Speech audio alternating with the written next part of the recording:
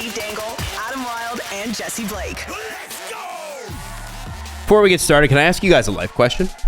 Oh boy. Okay. We had a debate in studio at Virgin this morning, and I want to know if you guys think this is weird.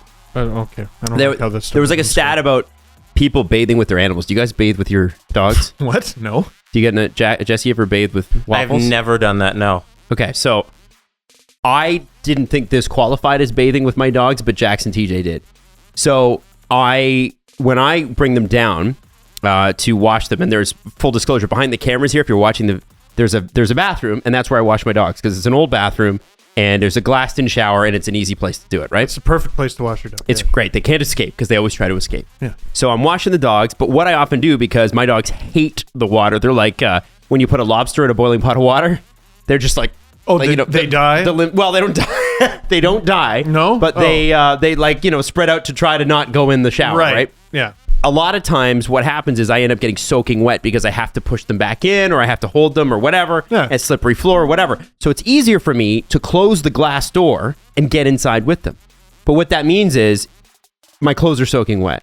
So I just strip down naked and then wash my dogs. Now, I'm not washing myself. I just wash my dogs. But what they're saying is you bathe with your dogs. And I just wanted to know if that was bathing with my dogs, number one. And number two, is that weird or extremely intelligent? I think butt-ass naked's a bit strange. I suppose it is. Should I go into my underwear, though? I mean, yeah, but why are you going in a bathing suit? You don't want your dog licking your bits and pieces? They're not doing that. Well, I would hope not.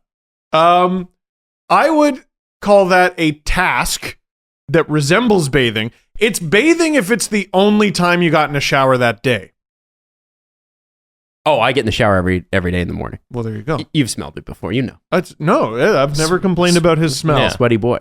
Jesse, thoughts? Yeah, if you're not doing any bathing in the bath with your dogs, then you're fine. Yeah. Then, yeah, you're just trying to not get your clothes wet. Yes, that's exactly what my thought was. If So it's you not bust out bad. the soap with the dogs in there and you're like, oh, great, and now I don't have to bathe. Yeah, then you're taking a shower with your dog. See, I miss you in And then it's studio, concern. Jesse, for that, because Jesse doesn't do mornings with us anymore because he's Mr. SDPN full-time now. And I miss you in there because it was 3 against 1.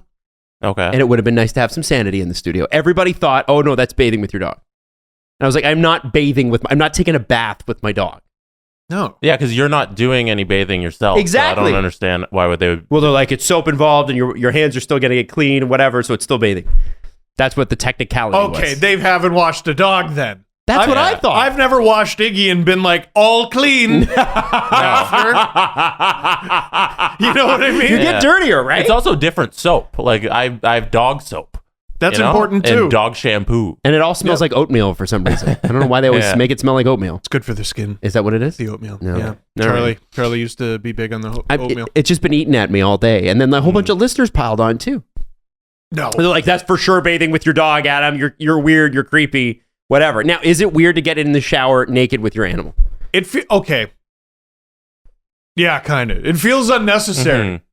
You know what I mean? But okay, so the options are, Mhm. especially with Bindi, and you know how Bindi can be a little Yes. bit, anxious. The options are soaking wet clothes or not soaking wet clothes, towel myself off, put my clothes back on. Less laundry. Here's why I would do a bathing suit. Okay? Bindi is a lovely dog and very happy all the time. But even when she's very happy all the time, she scratches me. I would not want to be butt naked with that dog because God forbid, dude. God forbid. And like she could be like, oh, I've decided I like the shower. Swipe and you're never the same again. You already got a vasectomy, Adam. Yeah. You don't need another one. Jesse, Yeah, I would do swimming trunks. you would. I think it's At awkward least. being in front of your dog and just be like, hey, I'm naked here. And Are you not naked in front of your dogs? Yeah, but like doing a whole shower with them, I think I would throw on swimming trunks. Every now and then Iggy will see me and I'll be like, that's enough. Yeah, stop That's staring. Listen, I give you everything you want. Give me a moment.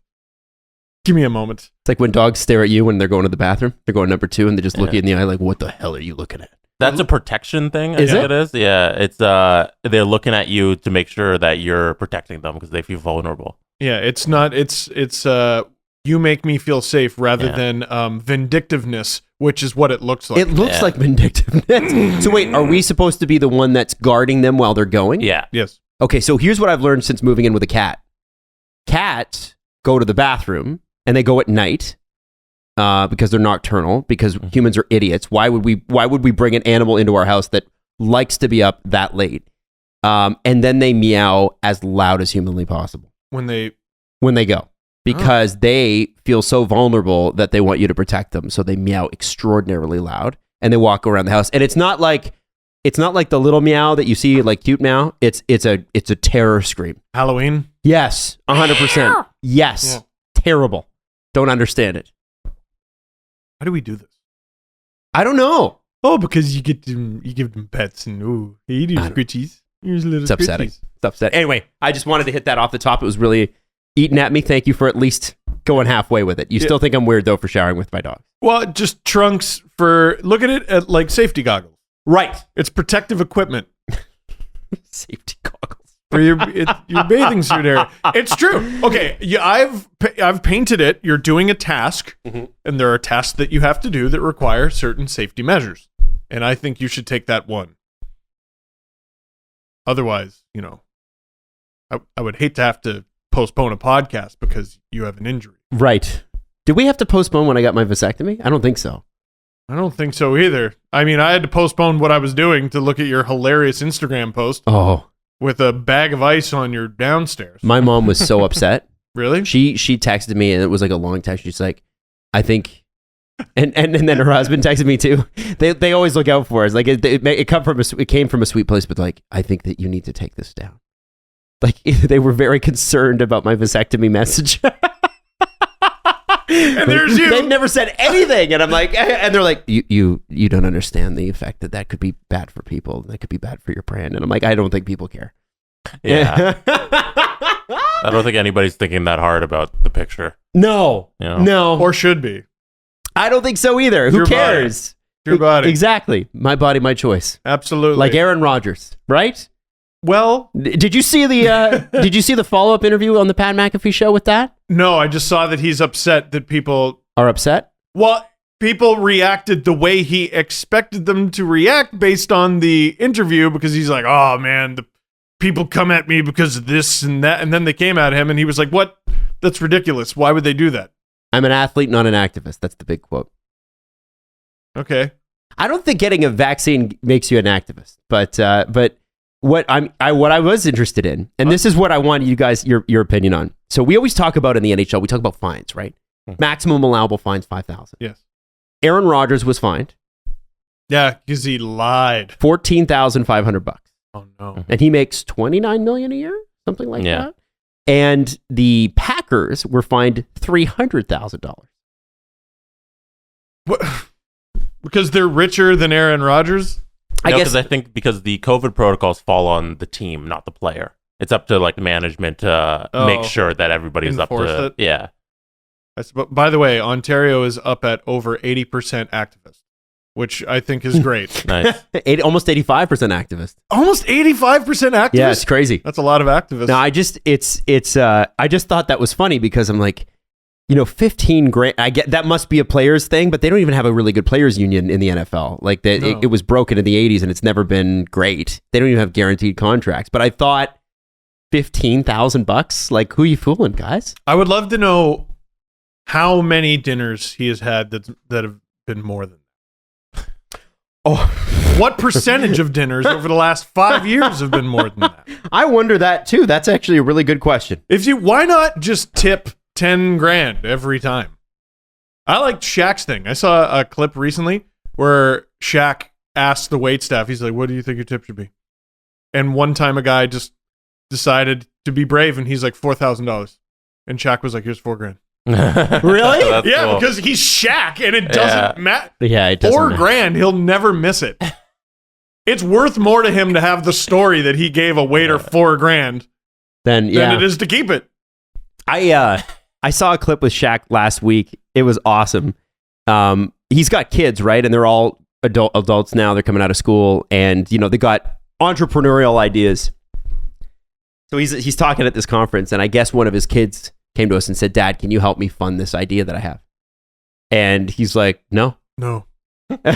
He said no, and his kid was upset about this, and he said like, "What's the problem? Like, we're rich." And he's like, no, you're not rich. I'm rich.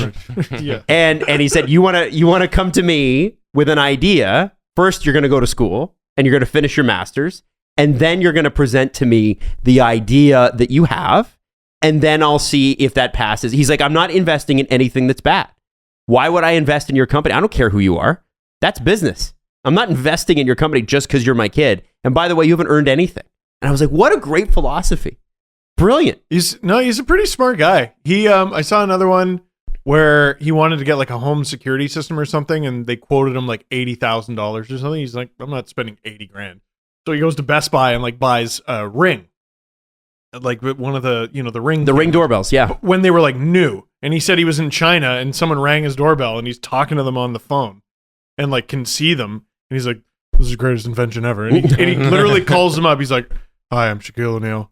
You're going to pay me X amount of dollars to endorse you. And also I want to like buy X% of your company or whatever. Or did that happen? He invested in them. Yeah. And now they're worth like $1 bajillion trillion. That's crazy. Sold to Amazon. Yeah. Oh yeah.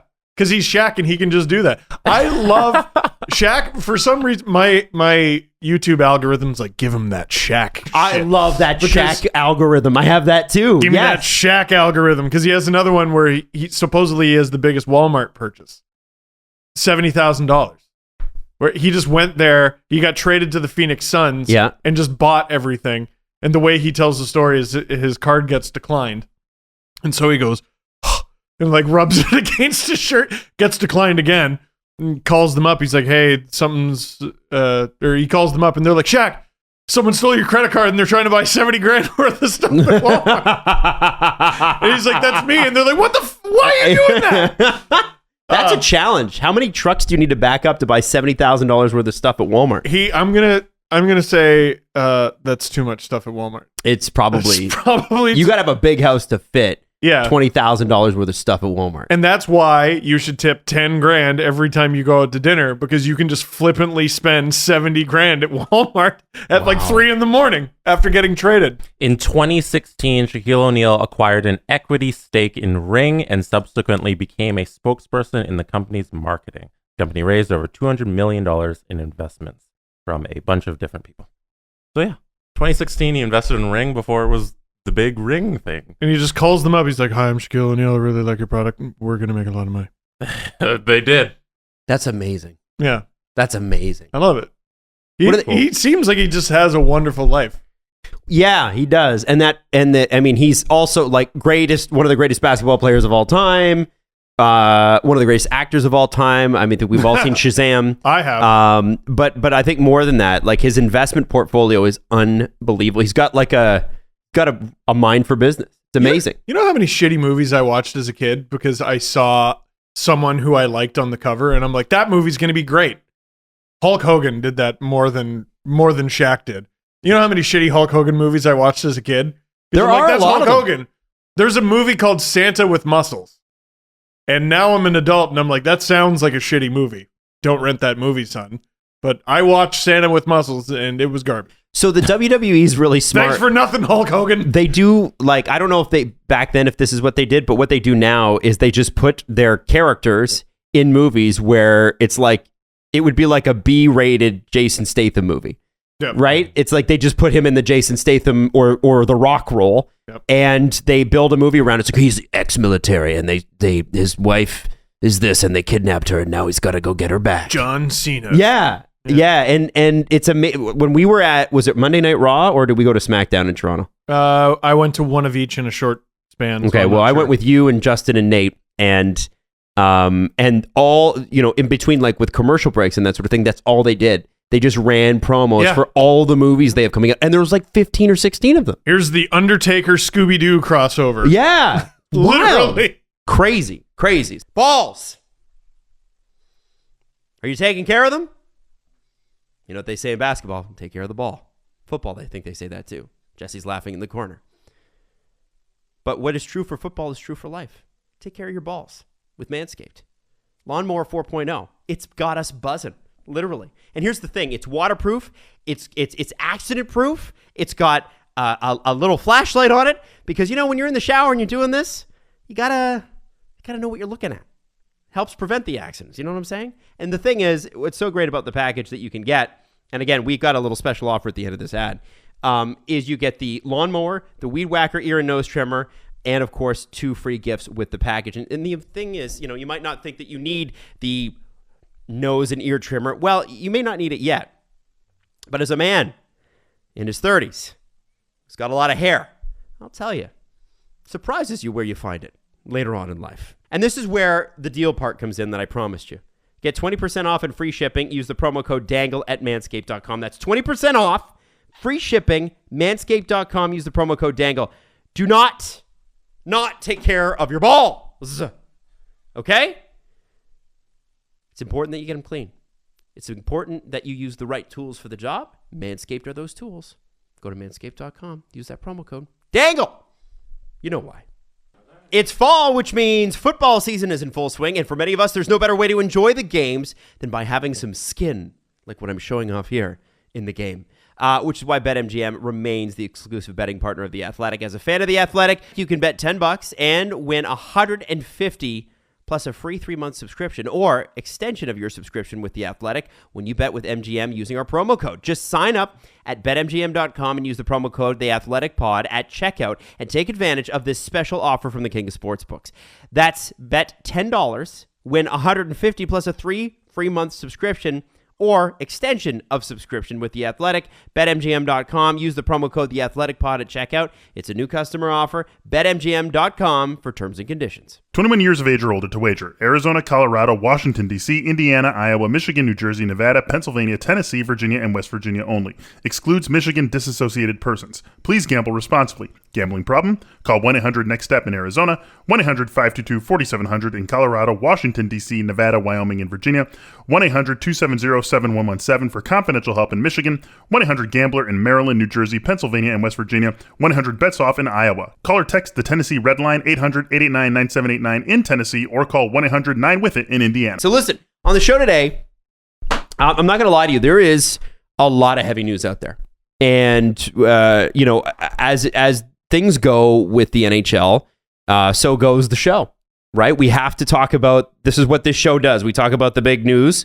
And the Leafs also didn't help us out with a super slow start against LA on Monday night, so we can talk about that too. I was telling Jesse, I watched the Leafs lose 5-1. I played the Rick Westhead interview and cried on the way home. So that was my night. Yeah. It's hockey's just sad. Right now. Sad right now.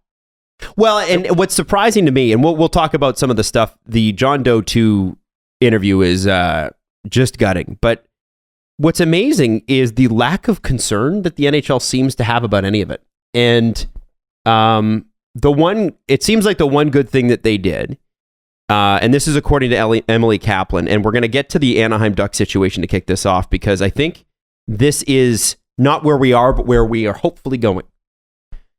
Bob Murray, by the way, was suspended by the Anaheim Ducks after an investigation so they could do a further investigation into claims of impropriety. Now, at the time, we didn't know what that meant, but what we have found out since is there seems to have been, he's a hothead, and a hothead in the worst way. We're talking emotional abuse here.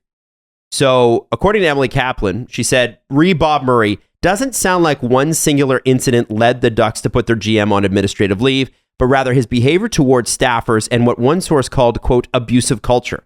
A source says that all the initial complaints involve verbal abuse. There is no time frame for his investigation. The team intends to see it through, but there was enough evidence in the early interviews to suggest that Murray was not fit to continue in his current role. So they kicked off the investigation, they did the interviews, and enough people said, this guy cannot work for this person. The Ducks are on the road right now, and the plan is for Murray to return to Anaheim. And this is the most important tweet of this thread. Emily has been absolutely on fire, by the way. She's the best. Oh, yeah. I'm so sad that ESPN didn't have rights to this before, because Emily is a treasure. Listen to this. The NHL sent a memo after the Blackhawks case and basically told teams, if you know of any abuse, you must report it. Sounds like that led some in the Ducks organization to question Bob Murray's behavior. Some allegations may be years old, but people feel more empowered to speak up now.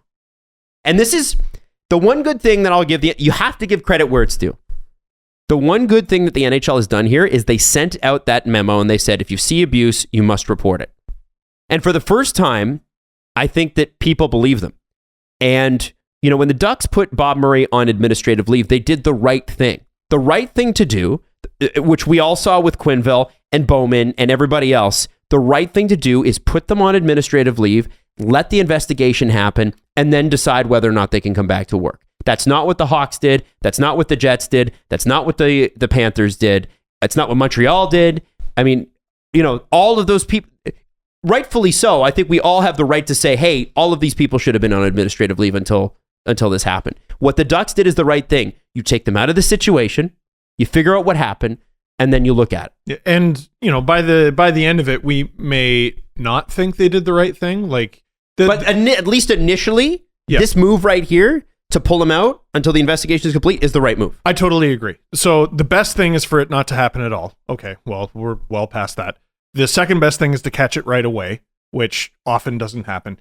The third best thing is to catch it as soon as possible, which it sounds like they did. So I was on my phone, trying to check for something else. That's all good. Greg Wyshynski said the lack of surprise from sources about Bob Murray being placed on leave and being investigated is jarring. Not in the sense that they knew this was coming, but more about the individual at the center of it. And another tweet, text from longtime NHL team exec about Ducks GM Bob Murray. His managerial style has always been negativity, and adds colorfully, he's an asshole and got caught. I've heard that. About Bob Murray? Heard that, and you know, but you always have to be careful, because when you call someone an asshole, it's a lot of the times there's perspective. What's the context, right? And in this particular, like people have called me an asshole. I'm not an asshole like Bob Murray's an asshole. Are you an asshole because people disagree with you? Are you an asshole because you were prickly once?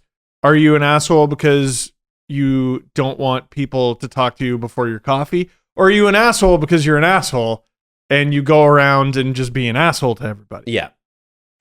I also, I got a message from someone else who was like, oh yeah, totally not shocked.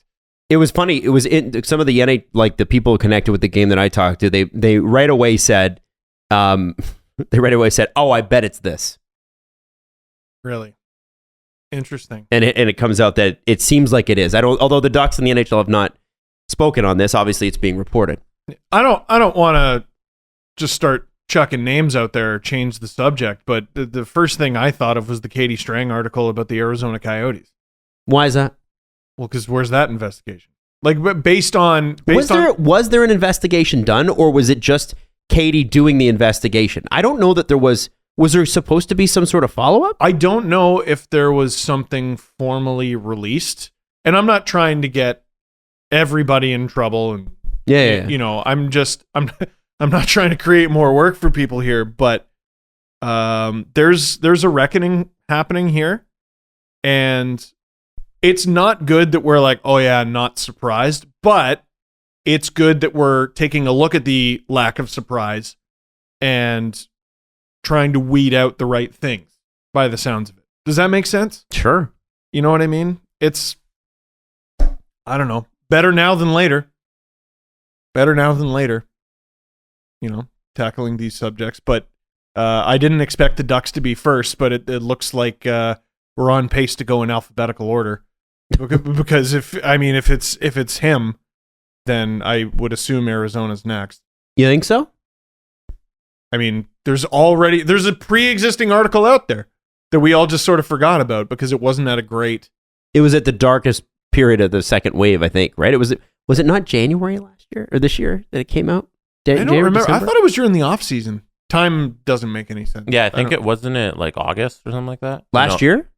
Oh wait, the winter would have been the off season. Yeah, it would have been like fall of last year. No, would it not? Right. So maybe it was the 2020 off season. Yeah, it was the 2020 off season for sure. So like around this time last year. So it was okay. God, can you imagine we were in off season last time? Mm-hmm. I know. Oh, I know. Oh boy. I know. Sorry to interrupt, but no. Wow. Yeah. Oh my God. Sorry, you're just making me process my life from the past year. But it was. I guess it didn't get the full attention it deserved because it was an off-season news item, which are kind of hit and miss. Mm-hmm. But it was one of the first things I thought of Because if you're not surprised by that, I mean, I would see an investigation into Arizona. Like it's at least, I'm not calling for people's jobs here, but it is at very least, based on that article, worth looking into. Hey, are we doing things the right way? If they've already done the investigation, great. If they've improved their ways, great. But we have a reckoning here. Sorry, go ahead, Jess. I wonder about the people above Bob Murray who would be giving him the platform to be this disruptive in the front office, because he's been around there since, I think it's 2005 is when they originally brought him on as VP of hockey operations. It seems like during this time, everybody kind of knows that Bob Murray is this hothead, as people have been quoted saying, calling him that over the last 24 hours, and that his management style is yelling at people, and he clearly doesn't know how to respect people in the workplace and treat people with respect. And it's troubling that he's been allowed to do this for nearly 20 years in the Ducks organization. And I wonder if you look at that and you say, okay, so what needs to be done about people controlling the people who have all the power? That's a great point. It's a great point. You can always go higher. Yeah, it seems, because he's been given the position of VP of hockey operations, and then when Burke's fired, he steps in as GM. When Carlisle leaves, he steps in as head coach, and then they put him back as VP. And he's just been in and around the organization yelling at people for 20 years. Why has no one stepped in and said, hey, let's just let him go? I wonder about that too.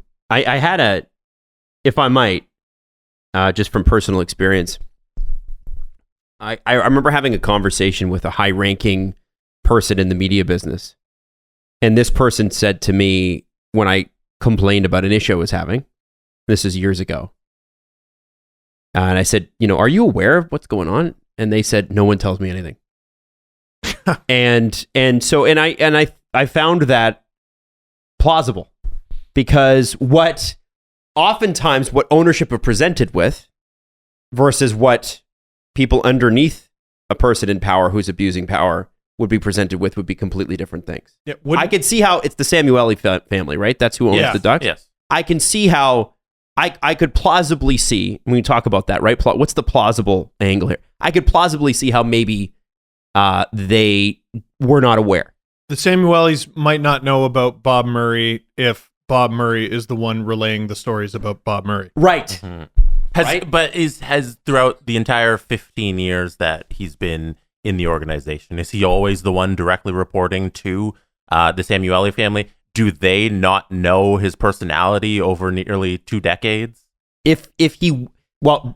Burke says in his book that they step back, and he said, I'm not taking this job. I'm just going off of what Brian Burke said, but he said, I'm not taking this job unless you guys step back and you got to let me be a GM here. And he said they were always really good about that.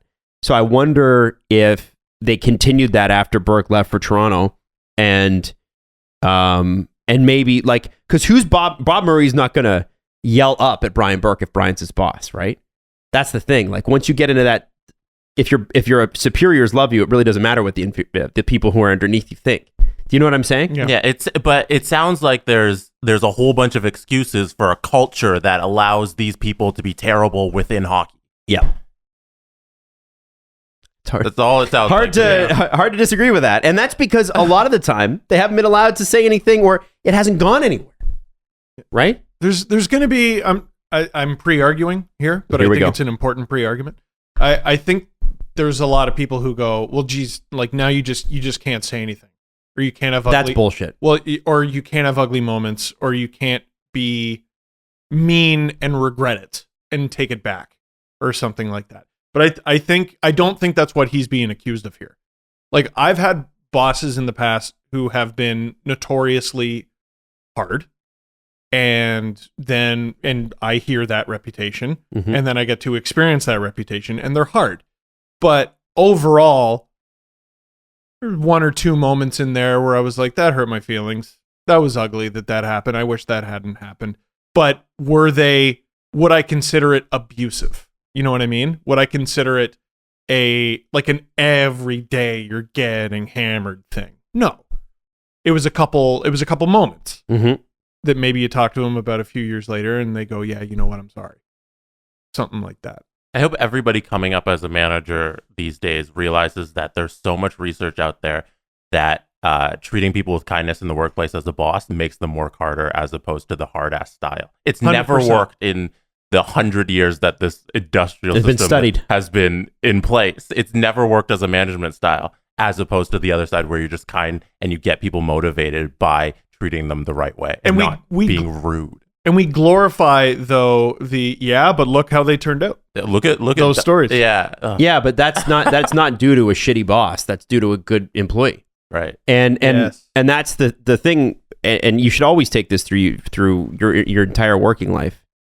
What I researched when I had a boss, and I had real issues with this particular boss, was that they graded it on a percentage of like 100% would be a very good employee, right? Your work effort.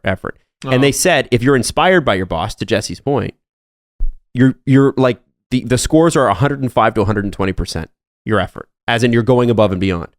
If you are terrified by your boss, or scared by your boss, or browbeaten by your boss, you'll get 100% out of the employee for a bit, and they say a year or two. And then after that, it falls to somewhere in the neighborhood of 70 and 60%, and then they'll subvert you, as in they will actively work against your success.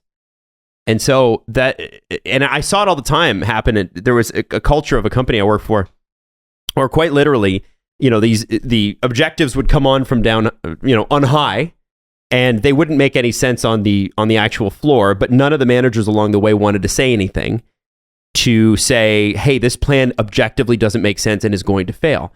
What they would do instead is go in the boardroom and go, yeah, this is great.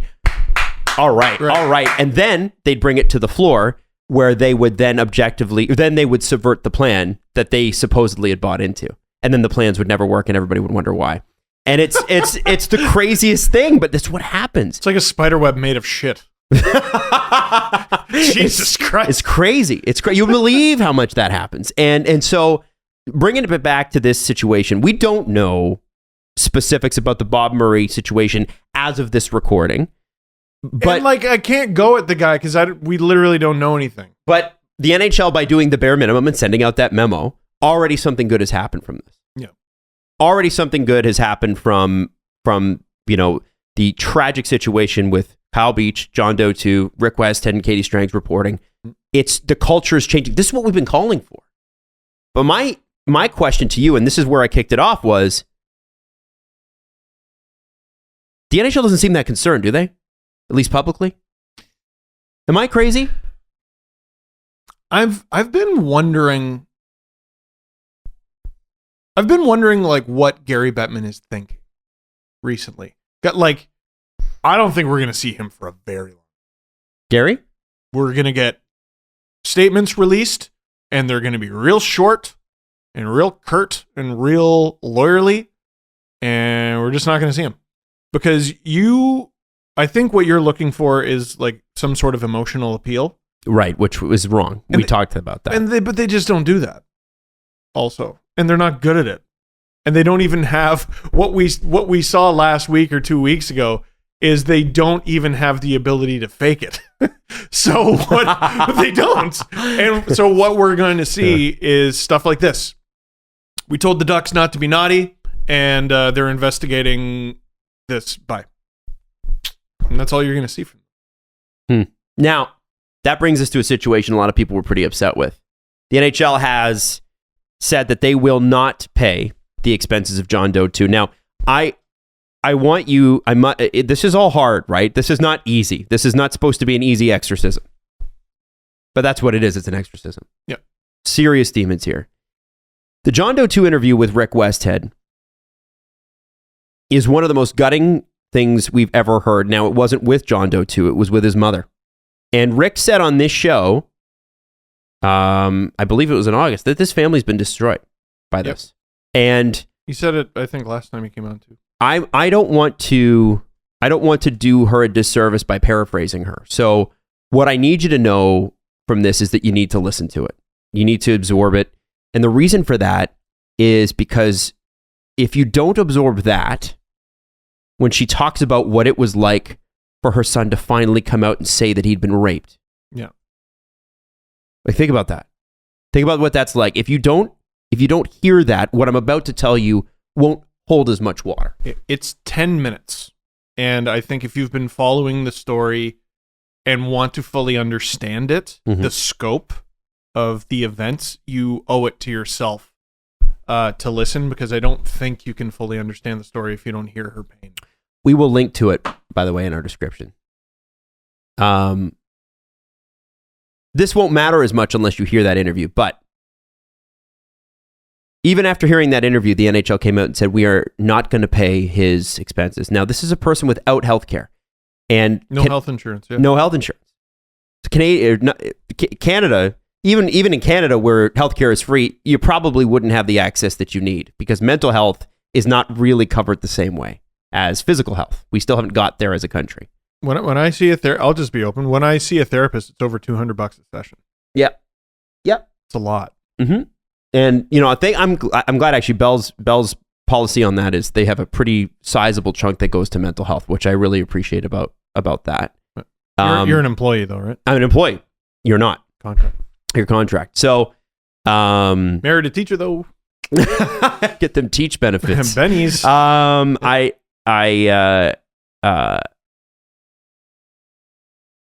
If you can hear that and you can still not offer benefits to this person, then the disconnection is complete. Everything that we said last week about the Gary Bettman, Bill Daley press conference is true times 100.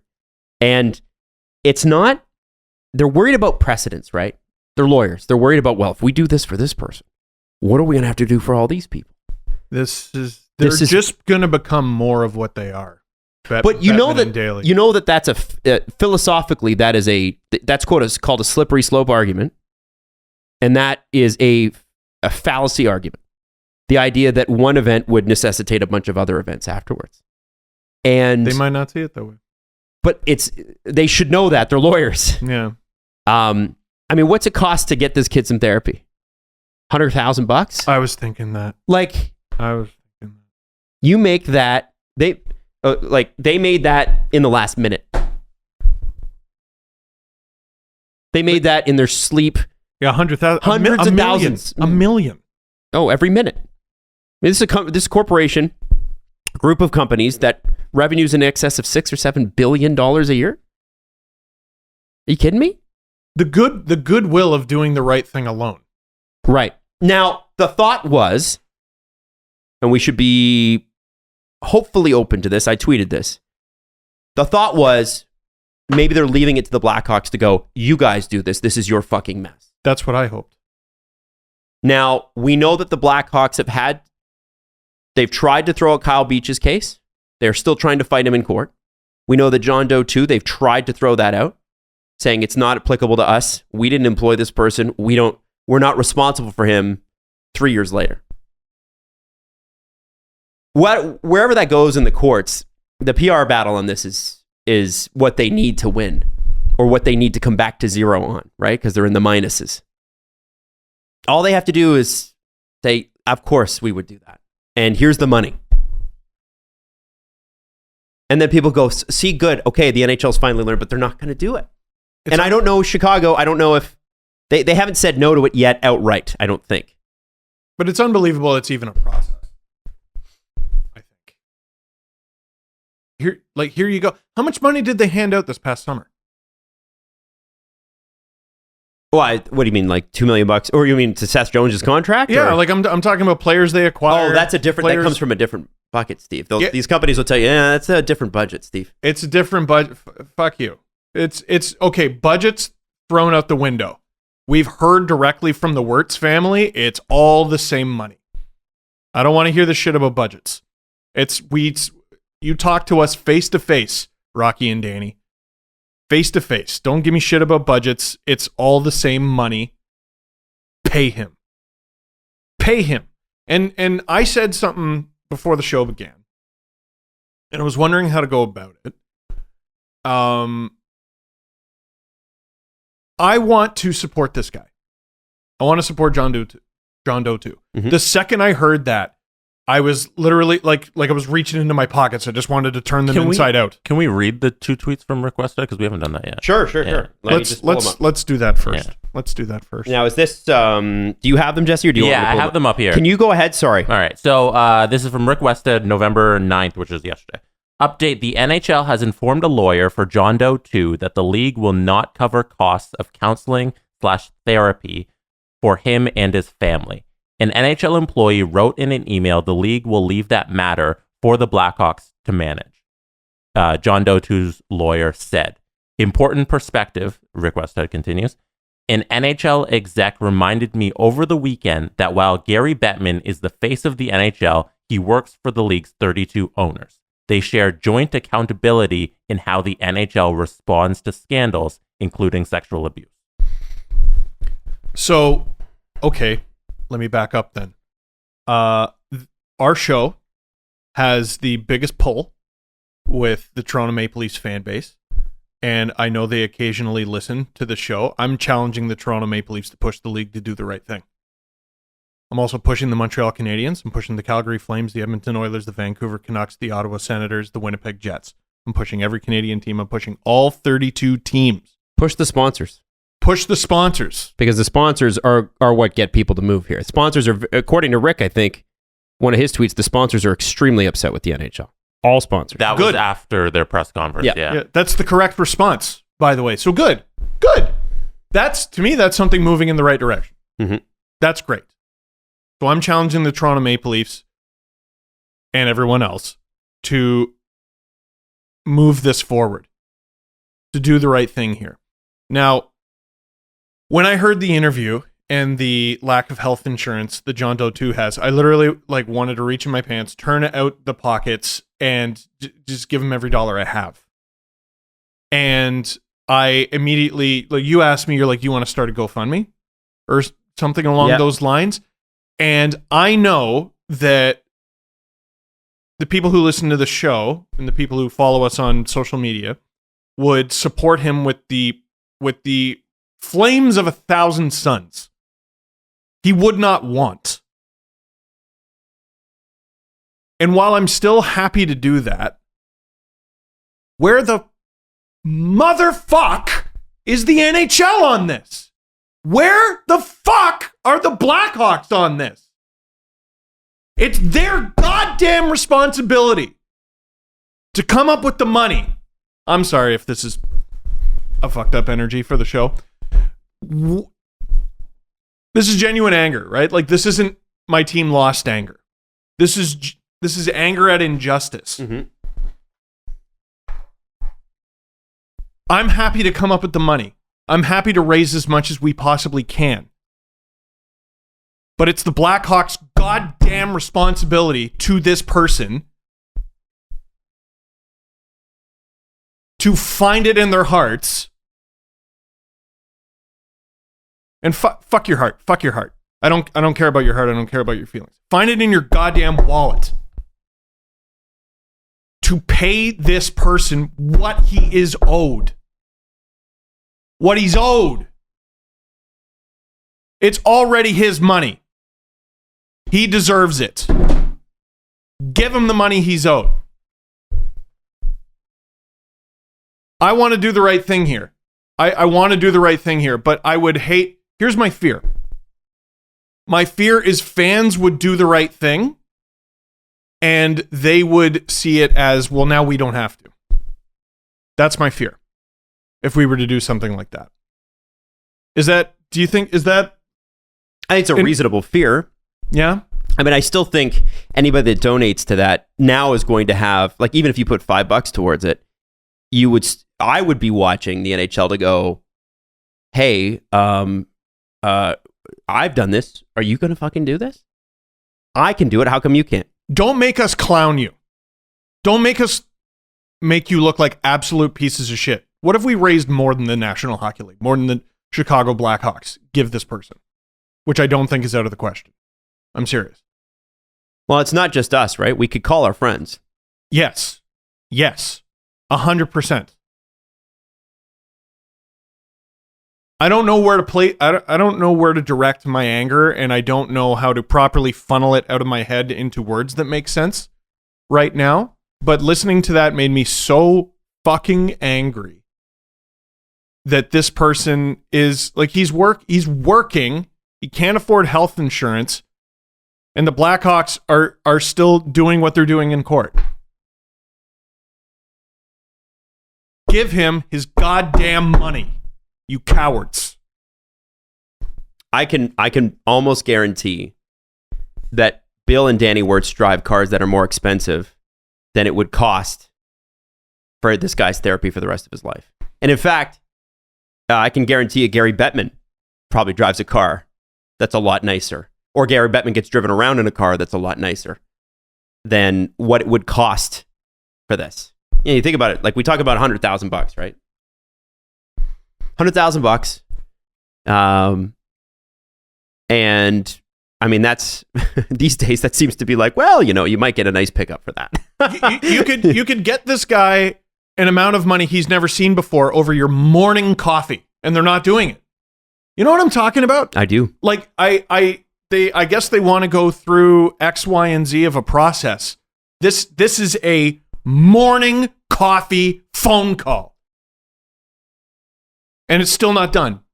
Why? We should be asking every goddamn day why. I think the haze hanging over the sport right now,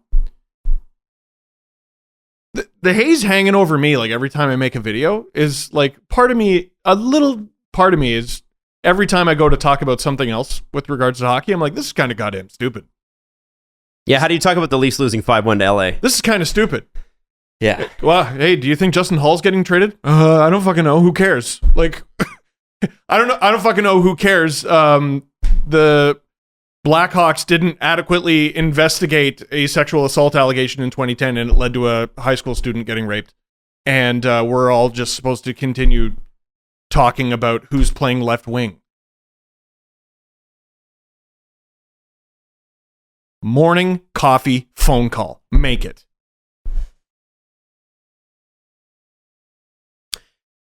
This is why I apologize for the fucked up energy. Like, where do we go from here?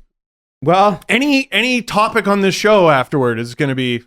Do we know when the lawsuits, like the cases are happening? The one for Kyle Beach, like against the Blackhawks? I don't know. Because I assume around then, or whenever those are resolved, I assume John Doe will be in and around that. Because I'm just I clearly don't know. I'm asking the question. That there's a case with John Doe 2 and the Blackhawks that'll end up getting resolved. Or do you want to like splice this and put it somewhere else in the show, or no. I don't know. Like, how do we move on? Well, I think we continue because there is more to talk about, and I feel like, you know, if I was sending some text messages there to check on some things, by the way, relative to this. So don't think that I'm not paying attention. Oh, no. I would never think that. But I think but if you're wondering why I'm so angry and you haven't listened, that's why. Yeah, that's what I wanted to say beforehand was like, listen to the interview. And in fact, I think we're allowed to run a clip or two. Do we want to put it in? Rick messaged me and told me we could, but he doesn't own Bell, so I don't really know. He doesn't own YouTube. I don't know how that works. It is it's public domain because it's news. I don't know. It's on the TSN YouTube channel, and we'll link through. I don't know if they've protected it. So yeah, just go to the TSN YouTube channel. Yeah, watch the whole thing. We don't need it's not, the clip won't do it justice. Sit there for the 10 minutes and 36 seconds it is. Watch it. And this is it, right? So then, you know, I know sometimes in law, and we've seen this for years and years and years, that doing the right thing takes time. But Steve makes a great point in that. How's 11 years? How's that? Is that enough? Or in this case, 7 or 8? 14 it happened. You know, I think this is where it is an easy call. This is easy. If you're a Blackhawks fan, if you're an NHL fan, this is where emails to marketing departments help. Not mean ones. Just, what I will always caution you against abusing social media people. Please don't do that. Yes. There's no need to clown the fucking Blackhawks account. The Wirtzes will never see your tweet. Yeah, they don't care. You have to reach deeper than that. And I'm sure that the Blackhawks have some sort of email filter anyway. But who sponsors them?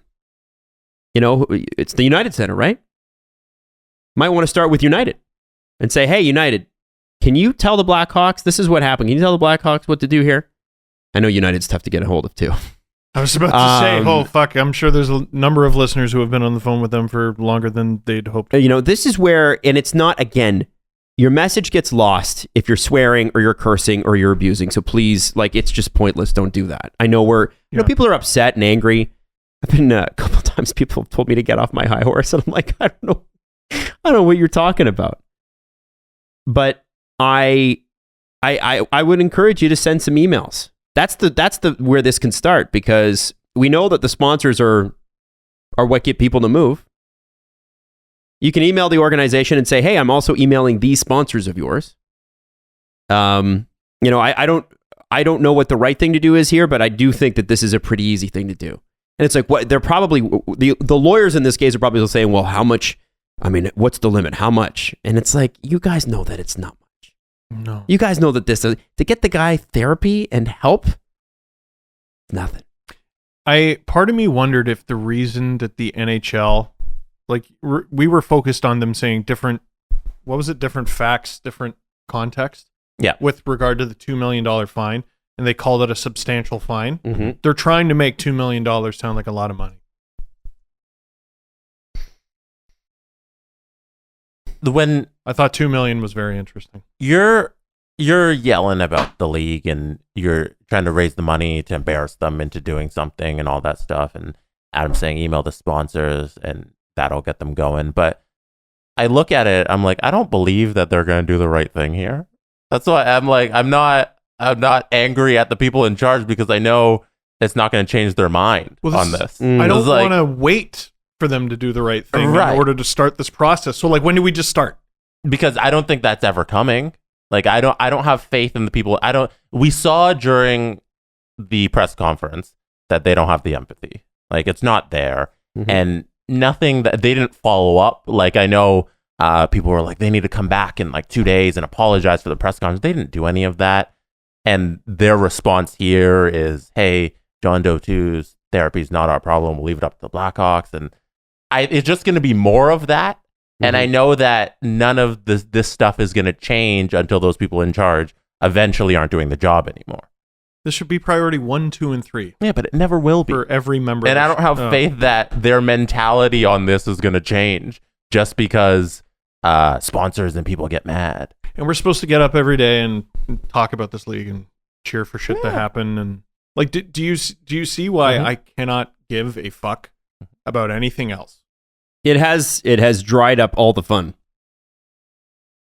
I mean, really, it's hard to focus on anything else. And so now we have found out that the Penguins have reached a solution, is the quote, over Aaron and Jared Scalde. And remember, the allegations were that the coach in Wilkes-Barre sexually assaulted Aaron Scalde. And part of the problem is that they weren't allegations. He did. Oh, he did. Okay, sorry, he did. He did. And that the Penguins chose to cover it up, and that Bill Guerin specifically, who was the AGM at the time, said, don't talk about this publicly. Mm-hmm. And then they fired Jared, and they claimed it was for pandemic reasons, but it was really because he had reported Donatelli's sexual assault against his wife to management. Right. And there was a second allegation, I guess, that Donatelli that came up a couple days ago. Yeah. Oh yeah. I did. And so this closed quickly. Now, so hard to keep up. What's curious about this particular situation is, obviously, in these situations, when you have a closure of this particular type of thing, the Penguins will agree to pay the money, because I think they've seen what happened to the Blackhawks, and they're like, we're not going to fight this, which is good. But then they put you under non-disclosure. NDA. This is the thing. Like, once there is a resolution, I don't think we're gonna. We'll never probably hear what happened again. Although we know what happened, we'll never know the terms of the settlement. But here's what my question is, because it still matters what happened with Bill Guerin. Because Bill Guerin is currently the assistant general manager of USA Hockey. Stan Bowman stepped down. He has not been announced as the general manager yet, but he was under investigation. What I'm curious about is if is it Safe Sport that's doing the investigation? Safe Sport, I yes. believe so. If Safe Sport was going to interview Aaron Scalde, which they hadn't, can Aaron Scalde still talk? And I don't know the answer to this about the situation. Can Jared Scalde still talk about the situation now that they've signed the NDA? If it's a private investigation and they agree to keep that information private, like, I don't know. So No idea. 2 answers there. One, there was supposed to be a press conference held by the Scaldes leading up to this week, just before the settlement came down, and then they canceled it. So that press conference never happened. They were going to talk about all the allegations and everything that happened with the Penguins, and then the settlement happened, and now they're not talking. And then 2, what people in my DMs have told me after I brought up Safe Sport the last time we talked about this story is that Safe Sport has been generally useless in these types of situations. They are understaffed, undermanned, and they Because who would want to fund them? Right. That takes away all the power. They don't have funding, Yeah. and their job is to investigate sexual assaults within the Team USA Olympic situations. And there are too many cases and not enough people, and they have done pretty much nothing in terms of like the gymnastics investigations and all that stuff. So the expectation that Safe Sport would do anything in this case isn't like, we shouldn't expect that. Even though they are the body there that is supposed to protect people in these cases, it doesn't seem like they have been doing a great job because of the resources that they lack at their company. So, Well, this is going to be the interesting part, because my assumption would be, well, listen, let's just be straight.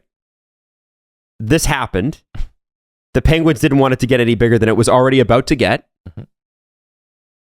because once that goes to court, all those if those case files come out, we know exactly what happens in terms of the minutia and the details. And Mario and Co. said, shut it down. Mm-hmm. How many times has an NHL executive over the past few months looked at their phone and gone, fuck, it's Rick Westhead? Boo. Mm-hmm.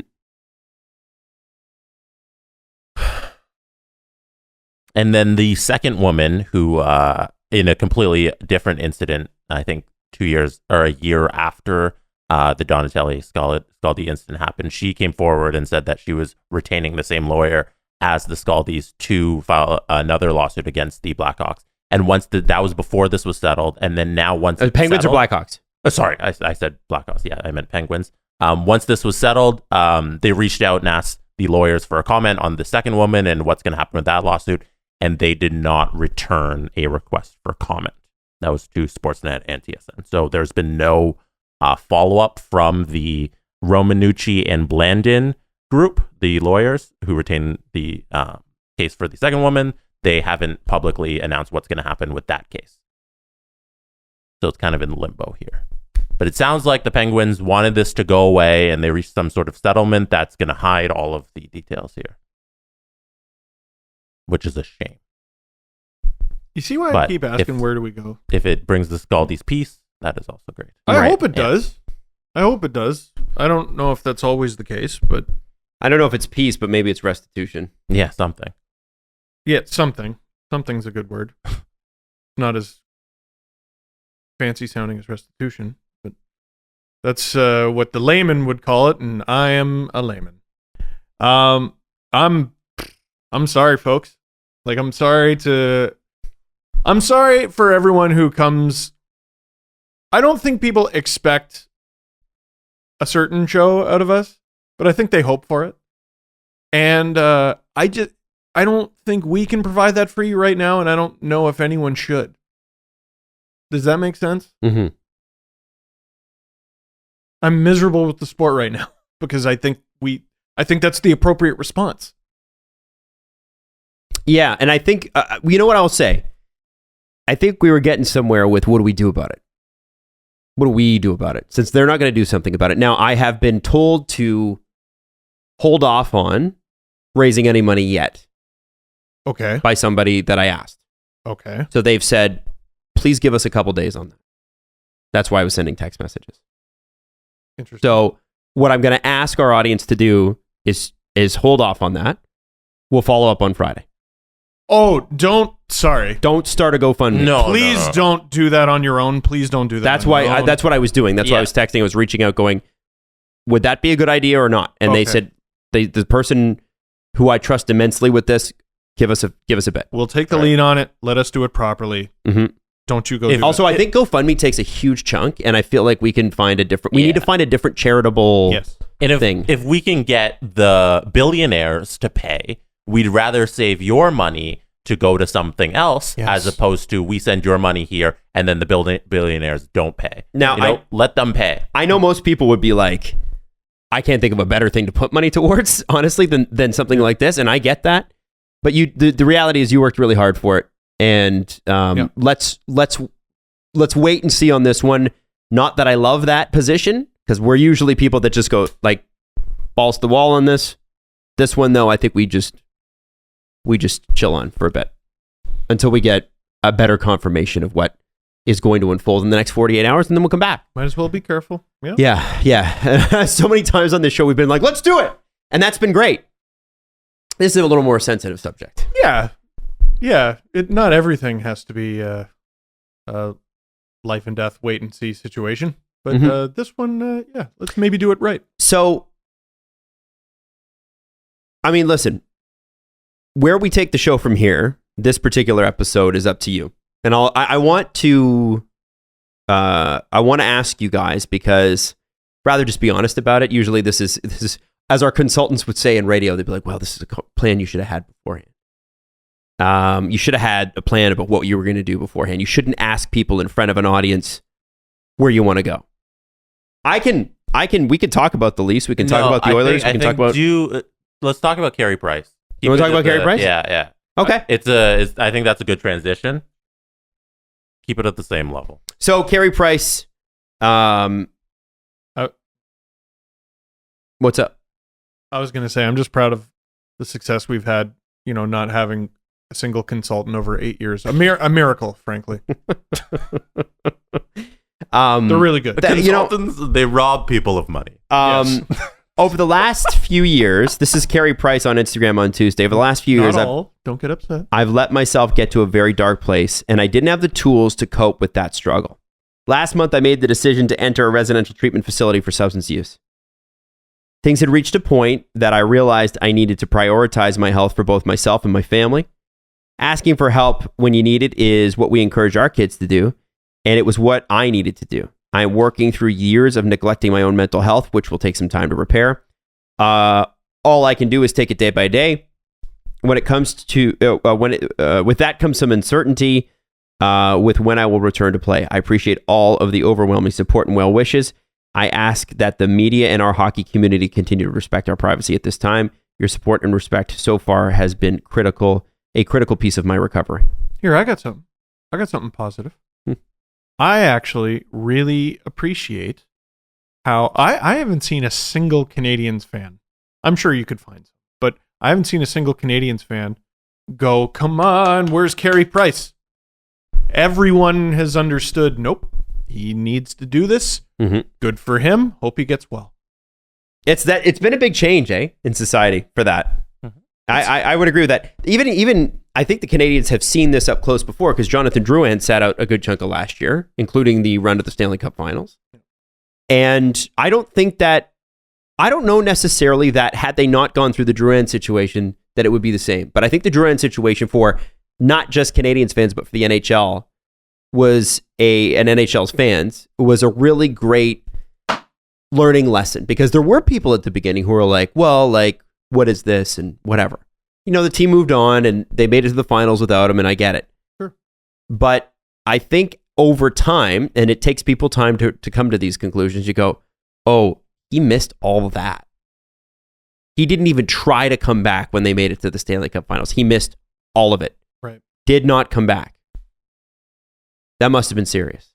And it's nice that people are starting to understand how important this sort of thing is. So to your point, Steve, I think the way that it's been handled has been great from the fans and the media side. Nobody's doing follow-up. Nope. No one's trying to, invade his house, call his parents, do whatever. You know what I mean? Which is stuff that used to happen. God. So it's nice that that is happening. And hi, I was just wondering if your son is hurt. He is? Okay, thank you. That happened. That was the thing that happened. What? Holy shit. Sorry, no, I'm talking about Leaf story. James a long Reimer, time ago. right? James Reimer from many moons ago. But now, somebody called his parents to see what kind of injury he had. I feel like for the audience, you just getting on your phone and just saying that. You You probably should say, so what was the story? I'm not on my game today. What was the story?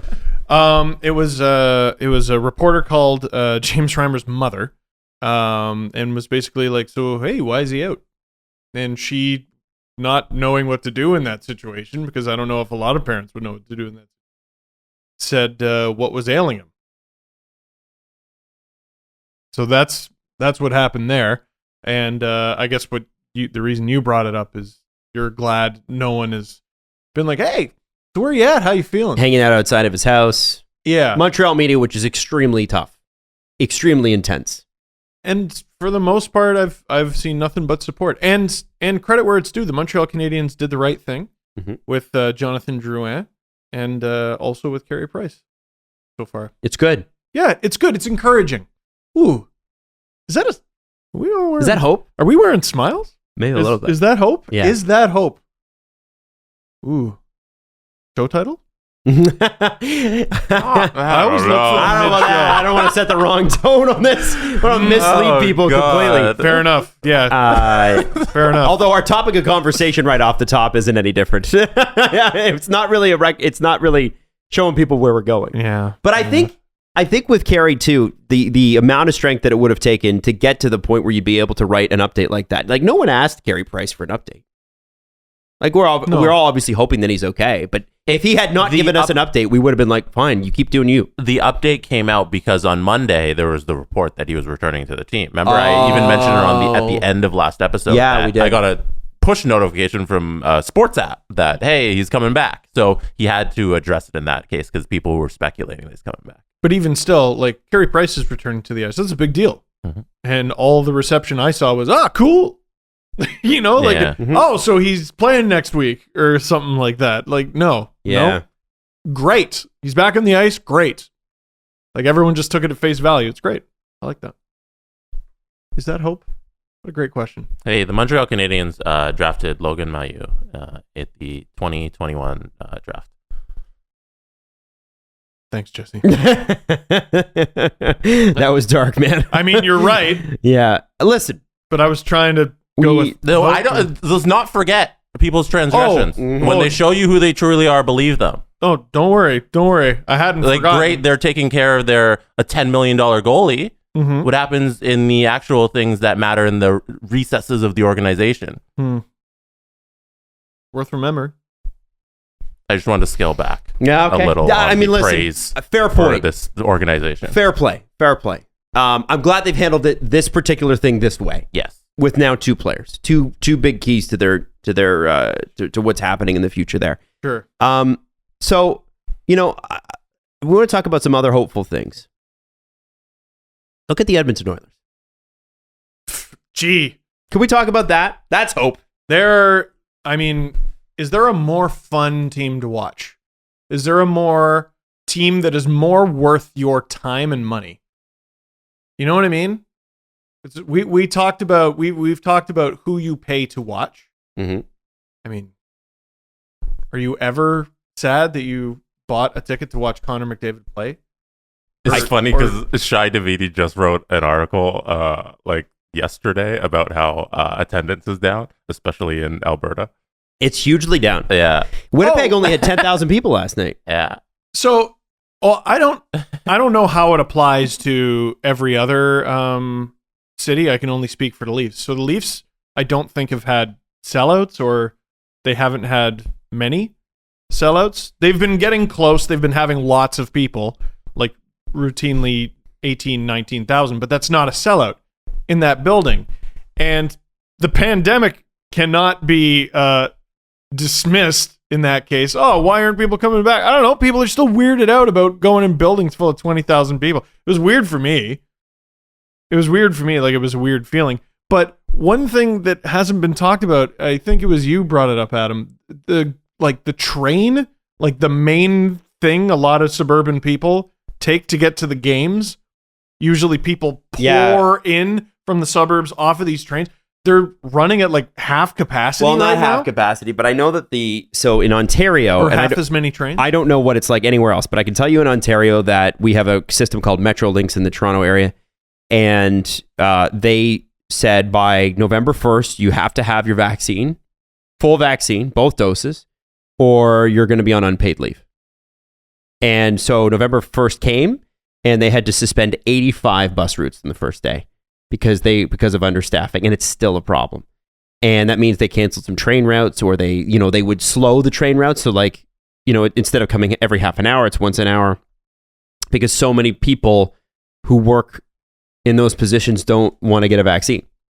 So yeah, that can also be a problem. And Toronto's traffic, by the way, they're saying it's about 80% of what it was pre-pandemic. But the problem now is they've started a bunch of construction projects, and a lot of things are down to one lane. And then on top of that, the transit system that they have intentionally snarled traffic so that you'll take the transit system, because that's what they're doing in Toronto. They are taking the lanes down so more people use their bikes. Fair play. Completely understand that. And then they're like, we also want you to use public transit. Well, they can't staff the transit because people can't. So they've snarled traffic so you'll take the thing, and then they can't staff the people. And I'll tell you this, the TTC union is fighting the vaccine mandate. They are fighting vaccine mandates on the TTC. It's not a good look. And the police union was going to, and then I think they backed off of it. So it's just like there's a lot of it, and there's a lot of frustration and tension in the air right now. Yeah, and we're not even talking about how like terrible the transit system in the GTA is set up. Already is. Where you can't you can't get to it unless you drive to the transit. Yeah, it's true. It's true. In Scarborough, people are upset. Like we're doing if you're not from Scarborough, you won't get this, but imagine you're a part of a city, but the subway just doesn't come to you. And so in Scarborough, which is an enormous neighborhood in Toronto, I think there's maybe 600,000 people there, where Steve and I are from, there was an LRT, which is like a little light rapid transit that connects to a subway. But the majority of Scarborough can't even get to the LRT in less than half an hour. So you would be bus, LRT, and your minimum 45 minutes before you hit the subway to go downtown, which is at least another 25, 30. We in the before time, in the long ago, if we were like having drinks on the in the west end of the city, like my wife and I would always like have the conversation. All right, so we need to take a cab to the train station. Then we both got to get train tickets, and then we got to take a cab from the train to our house.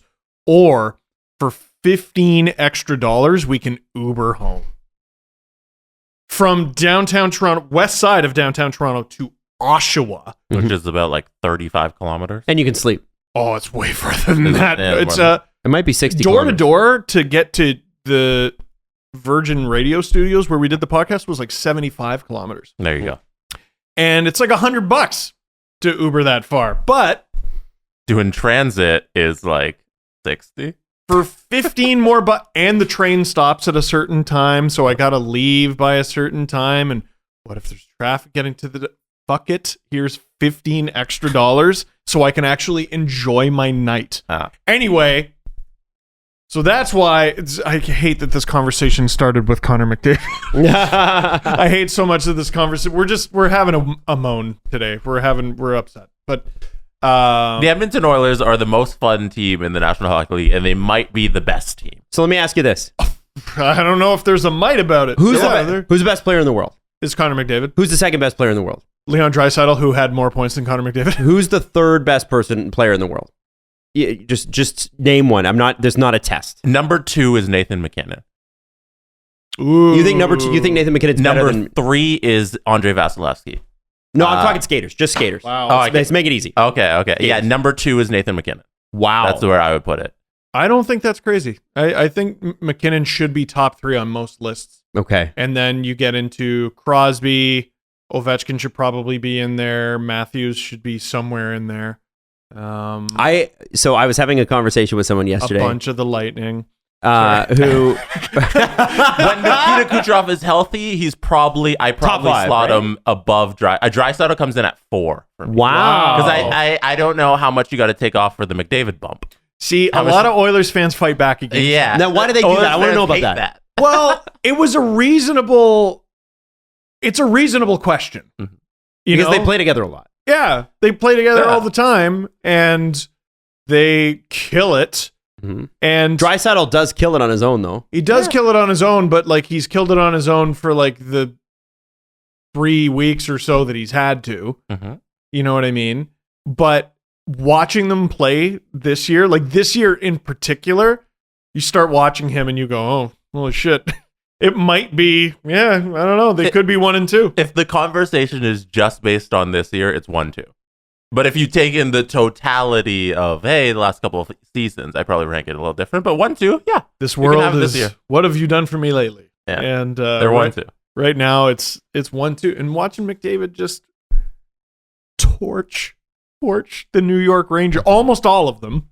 No, the question I had, though, this is where I was going. Sorry. The reason I asked is... No, you don't want to talk about transit more? I don't. So your top 3, Jesse, is If who? it's this year, I'll give you McDavid Draisaitl. Okay, all I'll right. give you that. McDavid, Draisaitl, who? McKinnon. Okay. McKinnon's having a down year, but I still put him 3. Yeah, whoa, man. That's really difficult. You know what? It's what have you done for me lately, and we haven't seen Crosby. I'll still throw at Crosby. Okay. So, is the gap between Connor McDavid and Leon Draisaitl bigger than the gap between Leon Draisaitl and Crosby? Oh. That was the question. Okay. So, is the gap between 1 and 2 bigger than the gap between 2 and 3? Yes, because... Well, I don't No know, one can 'cause- do the things McDavid does. Right. Like not even Draisaitl. Yeah. This is somebody I was talking to from Edmonton yesterday said, I want you to bring this up. This is a I think great it's an question. interesting question. Here's why this conversation is always difficult, because rather than the way the conversation goes is it rarely lifts number 1 up, it pushes number 2 down, right? So we're talking about Draisaitl's faults, or we're talking about the things he does that are inferior To McDavid, which isn't fair. No, but like, okay, I don't care what his point totals are. I don't care how he's looked this season. If aliens came to Earth and you had to beat them in a hockey game or they destroy the Earth, and there was only room for 1 player left, and you have to choose between McDavid and Draisaitl to play for the fate of Earth, I'm picking Iguodala. No, That's my favorite YouTube video of all time. Max Kellerman is a god just for that. He goes in the Sports Hall of Fame for that. What can you explain that context? So, Max Kellerman at the I realized what I was saying in the middle of it. 20, I think it's 18, and it might have been the Raptors. It might have been 2019 at NBA Finals, whichever one it was. Mm-hmm. They have their studio desk with him and Skip, or not Skip, him and Stephen A. And they're asking him. The host asks him. They're like, "Okay, you get 1 shot. You get 1 shot, 1 player at the end of a game. Who are you gonna take? Who are you gonna take out of anybody in the league? Are you gonna take Steph Curry because Steph was going off?" And Max Kellerman, he sits there and he says, "Gun." He dramatizes it so much. He goes, "Gun to the earth, 1 shot. I'm taking Iguodala." And he takes Andre Iguodala for the last shot of the game with the world on the line. And it wasn't even like, usually hosts will disagree with each other and they'll be animated about it. They just all looked at him like, you really are stupid. You're a dumb guy. It's like, are you just trying to be different? It was yeah. I believe it was a follow-up on a point because he had said on a previous show that he would take Andre Iguodala over Steph Curry or in something in those regards. So they followed up. Poor Andrea Gonzalez probably like, no. Yeah, I wouldn't even take me. So they followed up next show, and they're like, "What are you talking about, Kellerman?" Here's the equivalent. All right, who's better, Crosby, Malkin? All right, gun to the earth, fate of the world on the line. I'm taking Jake Gensel. That's literally it. And there's nothing wrong with Jake Gensel, but you have Crosby and Malkin. What are you talking about? I'm taking Jake Gensel. The topic there, I have it up here. The topic on the show on First Take that day was, who do you want to take the last shot, Iggy or Steph? And Matt Kellerman decided to triple down on that moment. It's one of the best sports media moments of the last decade. It was unbelievable at the time, and it still is if you watch it. Oh, thank you. Thank you for this laugh. Anyway, sorry. Gun to the earth, fate of the world on the line. You have to pick between Connor McDavid or Leon Draisaitl. You're picking McDavid. Yes. And the reason you're doing that is because it's the correct answer, and nothing against Leon Draisaitl. It's Connor McDavid does things that a list of maybe 3 guys ever have ever done. Next question. Yeah. Is the gap... This was during the Raptors finals. That's what I remember. Okay.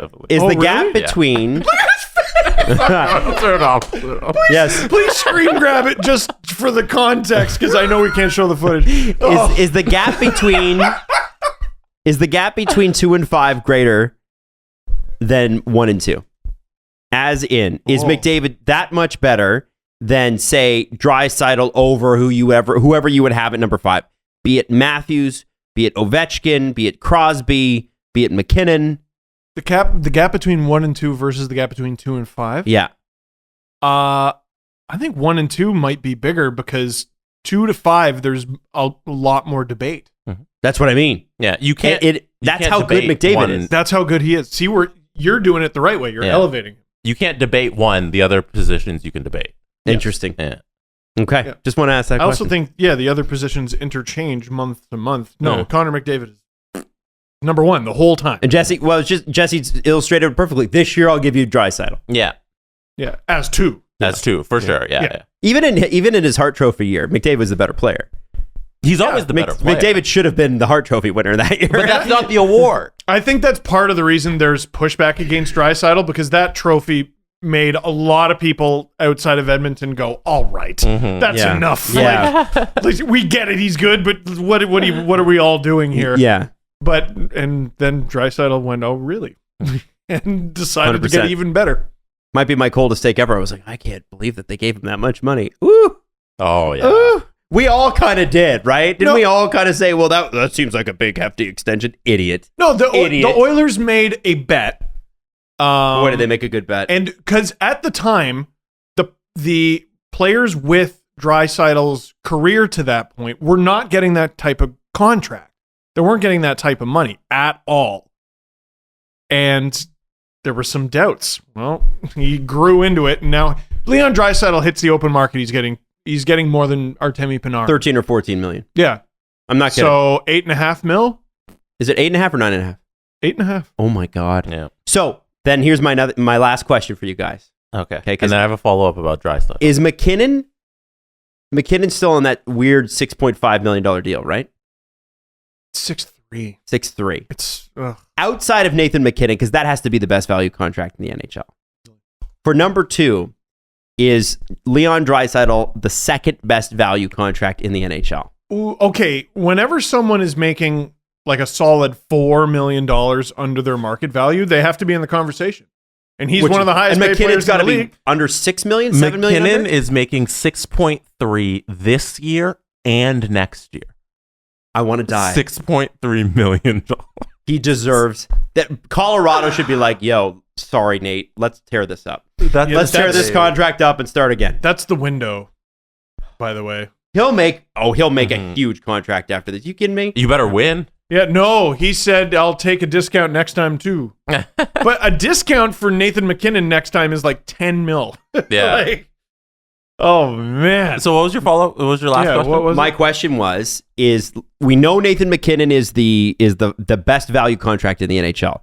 Is Leon Draisaitl number 2? Or is it Troy Terry in Anaheim, who's currently 5th in NHL? You could probably put Crosby at 8.7. Yeah, 8.7. You know who gets lost in a lot of conversation? I actually don't know what this player makes right now, but if he's on the contract, I remember Victor Hedman, I think, should potentially be in this conversation. Hedman makes 7.8. Yeah, that's a good deal. That's a good deal because guys were getting. Look at what defensemen are getting right now, and look at the big three from a few years ago: Ekman Larson, and they were Doughty, and Carlson. 8.5? Well, Ekman Larson got 8.5. Carlson and Doughty both got over 11. Or one of them got 11. The other got 11.5. I don't remember who. No, Doughty got 10. Didn't he? Or did he get 11 and then he negotiated without his agent, right? I think he got 11. I'm going to give you a couple more contenders. Hedman. It's a good deal. All three of them are on one line together. Oh, no. Patrice Bergeron. Oh, no. 6.8. David Pastrnak, 6.6. Brad Marchand, 6.1. That's pretty good. Those are all, a couple of those are less than McKinnon. The perfection line. The robbery line. Oh, man. Bergeron is still the highest paid Boston Bruin at 6.8. Nobody else on the roster makes more than that. The coupon line. That's, wow. I remember we talked about the Pastrnak deal? And people were like, "Oh, he took too." Or what was the quote from him? Well, he was like, "Oh, if I could play for free, I would," or whatever. And so I was like, "Then do it. Then do it. Play for league min." Yeah, he practically is. Jeremy Jacobs will let you. He will let you do it.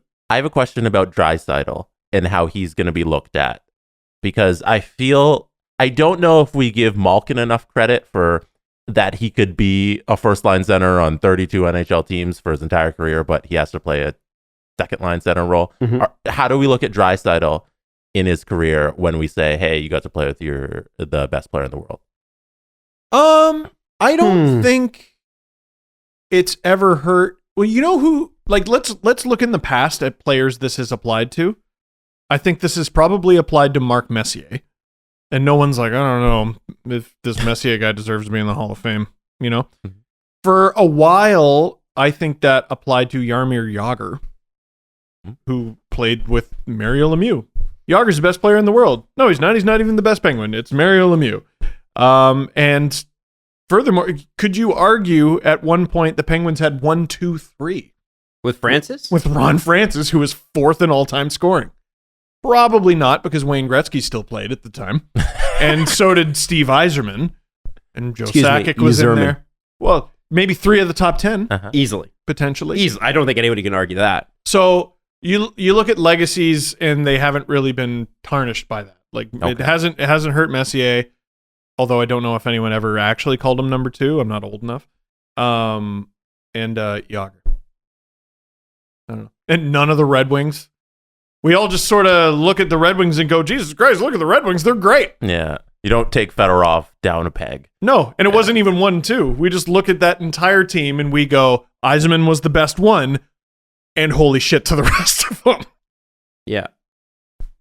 Kirk Maltby and Chris Draper, who I don't know if either of them ever got more than 40 points in a season, played for Canada at the Olympics, and it worked. They won. They needed a shutdown line. Because they needed a shutdown line. That's overrated. It did work. I know. It did work. What will the reaction be, as I cross my leg, when Zach Hyman makes Team Canada this year? I'll be good with it. It's the wrong choice. Yeah, but you've seen it work. Yeah, but you have 9 centers you can take. Do that. I don't know. I just like that everyone's like, oh man, is he going to be this year's Chris Kunitz pick? Oh, you mean that pick the year they won? They won. They didn't win because of that. No, but who was close? Guys, no one was close. Just get used to the idea that Canada's not winning gold this year, and it's not going to be Zach Hyman's fault. Canada's not winning gold? Nah.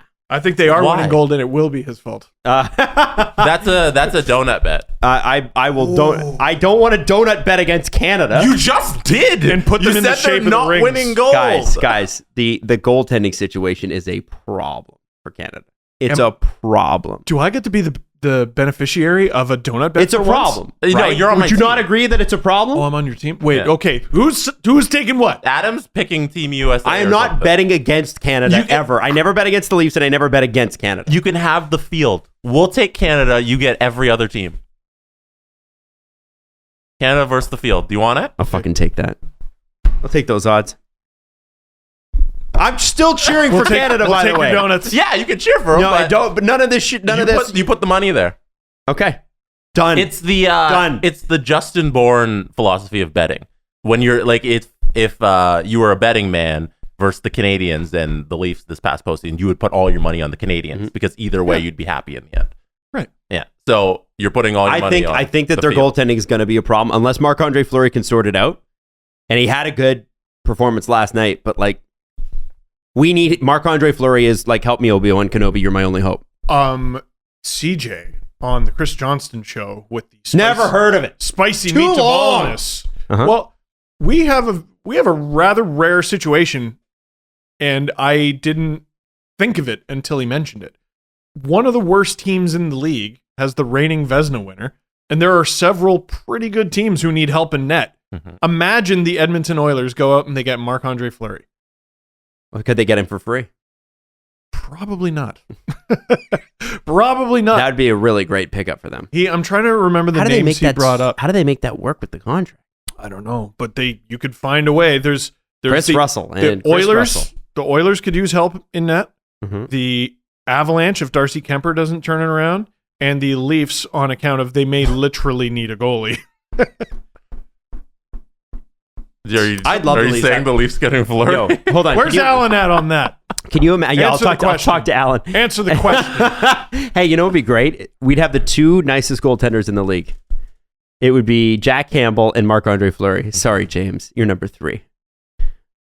Can you imagine James joins that team and they're like, look at this jerk. Literally, the Care Bears in net, but very successful. By the way, James Reimer leads the NHL in what is it? Hang on. He is the leader in goals against average right now in San Jose. Doesn't Freddie lead in save percentage? Yes, and Freddie is also 4th in goals against average. I just want you guys to know that the Leafs could have had both of them. And I honestly thought, I was like, yeah, Freddie can't come back. He came back and he's really good. I didn't think he'd be able to do it. I didn't think so either. James Reimer does this every so often. He does. And every time everyone's like, oh, look at the guy who's done this many times. He's a good goalie, everyone. The save percentage leader right now is Bobrovsky at 948, Reimer at 946, Markstrom at 940, Merzlikins in Columbus at 940, and Freddie Anderson at 939. Okay, so he doesn't lead. Yeah. He's at 5th, what did you say? Bobrovsky, huh? He's second. Reimer is 2nd, Freddie's 5th. And also, I believe, Jack Campbell in the 930s, or he was? Yeah, number 8, 929 now. Yeah, King's game hurt him. Yeah. Not his fault. Although, yeah, Canada's Jordan Binnington. Oh, yeah. It's not. I think Binnington's the starter. He's having a great year, 928 save percentage. Yeah, I don't think Fleury's the starter. Mm-hmm. Did Anderson become a Canadian citizen when he moved here? Play with the Leafs? It'd be nice. Yeah. Damn. I know Igor Korolev did at one point, and I remember thinking, if he ever made the Canadian Olympic team, would he? Can you imagine? He would Messier never. passes to Igor Korolev, who passes it to Rob Zaminer. Yeah. Who made it over Mark Messier one year. Are you regretting your pick now? After learning that Binnington I'll take the field. Great. I'll take the field on that. I think anybody would tell you, take the field if you can. I have way better. They used to have in the late 90s / early 2000s, you used to be able to bet on the field against Tiger Woods.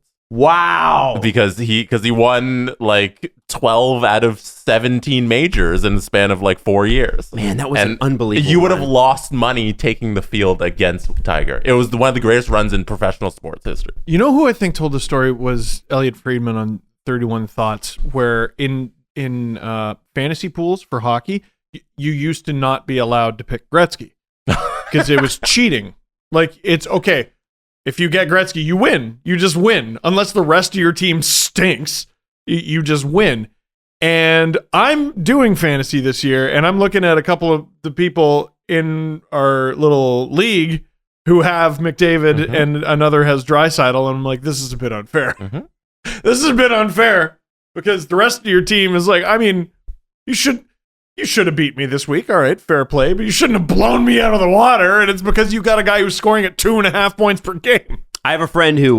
you're bad at fantasy. I have a friend who is a multi-year... Also, my team is bad. I have a friend who's a multi-year fantasy league going. So you could... Dynasty. Is that what it's called? Dynasty? Yeah. So yeah, that you could trade draft picks for next year. So he got McDavid and Draisaitl because he sold at the end of last year. I would leave the league. Crushing it. He's just I would leave. crushing it. He got pick 1 and 2. I would leave. It's amazing. Amazing. Anyway. That's so dumb. He's already got 60 points? Yeah. Yeah. Let's do the press conference. So here's the thing. Privacy is the new big frontier on the internet. We all sort of know that. We all sort of are aware of the fact that more information than we'd like about ourselves is floating around out there. So how do you kind of temper that? How do you fix that? How do you manage that with your search history? Well, ExpressVPN actually will work for you. If you're one of those people that goes in incognito and thinks that they're hiding anything, you're not. You're not. The only thing you're hiding is from the person in your house that shares your computer, but everybody else can see it and they can sell it. And that's why ExpressVPN can help you out. Your internet service provider can still see every single website you've ever visited. When you're at home, never go without ExpressVPN. Now, here's how it works. It doesn't matter who your internet service provider is. ISPs in the U.S. can legally sell your information to ad companies. ExpressVPN is an ad that reroutes your internet connection through their secure servers so your ISP can't see the sites you visit. ExpressVPN also keeps your information secure by encrypting 100% of the data with the most powerful encryption available. Most of the time, you don't even realize ExpressVPN is on. It runs seamlessly in the background, and it's easy to use, and all you have to do is tap one button. Boom, you're protected. ExpressVPN is available on all your devices, phones, computers, even your smart TV, so there's no excuse for not using it. And here's the best part. You can protect your online activity today with the VPN rated #1 by CNET. Visit your exclusive link, expressvpn.com/SDP, and you can get an extra 3 months for free on a 1-year package. That's expressvpn.com/SDP. expressvpn.com/SDP to learn more and get your 3 months free. Sleep is important in your life, in your world. You need sleep. And you know what's interesting is sleep does a whole bunch of things for you, like enhancing your mood and helping you organize your thoughts and helping things that seem very anxiety-inducing before you go to bed seem not so bad when you wake up in the morning. That's after a good sleep, though. And Helix wants to help you with that because here's the thing. You need a mattress that fits the way you sleep. Now, you take this quiz, and let me pull this up here because I've got the notes in front of me. Takes 2 minutes. I got mine. It's king size, beautiful. And it gave me the opportunity to kind of show how I sleep and how my partner sleeps. And it asks you what side you sleep on. Do you sleep on your face? I actually am one of those people that sleep on my face. I got a lot of back problems because of it. Helix helped with that and obviously with my overall sleep. It helps me organize myself and get myself together and make sure that my long days, which start at 4 a.m. and usually don't end until 10 p.m., 11 p.m., kind of helps me get through them and make sure I've got enough energy for them and have enough energy to match Steve Dangle. It's a lot more than you think. I'm not going to lie. So here's the deal, and it's an actual deal, by the way. Helix is offering you $200 off all mattresses, just on your order, 2 free pillows, and this is the best part, you just go to helixsleep.com/SDP. So get $200 off your mattress, 2 free pillows, helixsleep.com/SDP. Make sure you take that quiz. It is so worth it. Get the sleep you deserve. The Presser. SDP. The Steve Dangle Press Conference. The NHL point leaders are as follows, by the way. Draisaitl, 23, McDavid, 23, Ovechkin, 21, Kyle Connor, 17, and Troy Terry from Anaheim was 16. Troy Terry. Everybody had Troy Terry, right? Troy Terry. Anyway. I remember the Ducks were shopping him. Mm-hmm. Damn it. So one of the I know. The highlight features of the app, we've mentioned this before, has been SDPN Radio. Oh, yes! People have been going crazy for SDPN What Radio. happened? And we even, on our Discord channel, if you're not on our Discord, go to sdpn.ca and join our Discord. We've also started a requests server. So people make requests for old episodes they want to hear, and then I just plug them into the system, then they'll pop up on SDPN Radio, and I let them know what time it'll play, and they tune in. So people have been listening a lot. Oh, no. And they've gone back and they hear takes from the past. It should just be called Times We Were Wrong. So that's essentially what it's turned into. It's turned into, hey, Steve, you said this in 2018 and look how it played out. All right, it's going to be hard to top. I wouldn't trade Kasperi Kapanen for Jack Campbell and Alec Martinez. It's going to be really hard to top that. So that's the standard. So this is the one we have today. This is from, let me just read the username, Jazzy Bear 12. Adam said, Oh, no. it's probably going to be Spezza's last year in the league. May 31st, 2018. Adam Wild said that. Well, he was wow. with Dallas at that point, and if you watched him in Dallas at that point, you could probably understand why I felt that way. Jazzy Bear wants to know, well, how did that turn out, Adam? It didn't turn out well. Well, see, that was Adam in 2018, but more recently, I've said Spezza wasn't an everyday player. You know what I said? And he's gotten better in each year's elite. Yes. It shouldn't happen this way, but it is, and it's great. I can beat you. Oh, no. I remember when Jason Spezza was first with the Toronto Maple Leafs and Babcock was still the coach and he got scratched on opening night. And I said, I don't understand what the big deal is here. Oh, I said the same thing. I said, I don't understand why this is a problem. This is not an everyday player. He's on a leagueman deal. He'll be fine. And there was the argument that this is Babcock establishing no one is safe. Right. But I didn't know the context of he got 35 family members tickets. Also, I did not know that. He's still incredibly good. Right. Yeah, man, I'm glad. I didn't know he had that. I'm glad CJ and Julian took it, but I intentionally avoided the Sportsnet article with Babcock last episode because he's just such a jackass sometimes, and it just does not play well, and you're just like, this guy sucks. Well, this guy sucks. I was sort of with CJ in that he just didn't say anything. He just doubled down on what he said before. Yeah, how are we supposed to... Sorry, I don't want to call him a jackass. It's not fair. His comments were jackassery. Is that fair? Can I ask another question? I'm sure he's not a jackass to everybody. He knows. Ugh. This is from Starvey. Why do Leafs fans have faith in the Panthers core, but not their own? The Panthers core has never made it past the first round and has missed the playoffs multiple times between their playoff appearances. Huberdeau, 28, Barkov, 26. Yeah, because you guys don't have a history of fucking up in unbelievably cartoony ways that if they were written into a movie, you wouldn't believe it. Yeah, I think it's not that. It's like the Panthers failed when we expected the Panthers to fail. You know the South Park episode where Stan has to coach a team against the Detroit Red Wings, and then the Red Wings kill them? Yes. The Leafs would lose. Yeah. They would lose. I'm telling you, they're going to lose that outdoor game at Tim Hortons Field. I'm telling you. Yeah. You guys think I'm crazy. They're playing Buffalo. Look at how good Buffalo's been. You think the Leafs are going to win that game? I'll put a donut bet on that. They got Buffalo Saturday. I'll take Buffalo on that all day. I'll take some Tim Hortons donuts on that too. Guaranteed the numbers for Saturday stream are going to be better because people going, might see you guys head explode. Jesse, what else we got?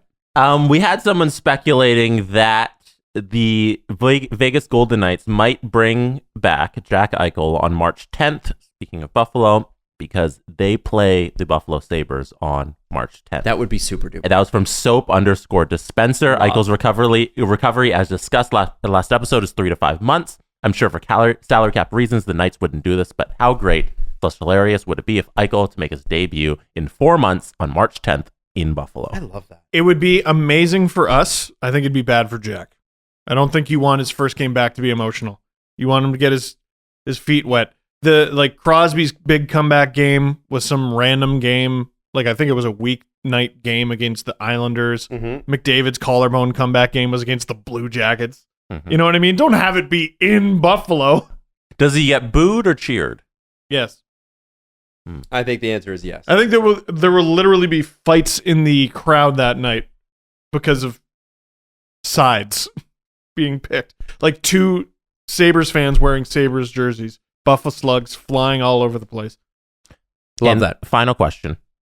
I want you guys to define this for me. This is from Reed. How big does a building have to be to no longer be a rink, but an arena? Where do we cross the threshold of rink to arena? I'd say if it has a roof, it's an arena. No, because No. most rinks are indoor. It wasn't Heron Park Rink.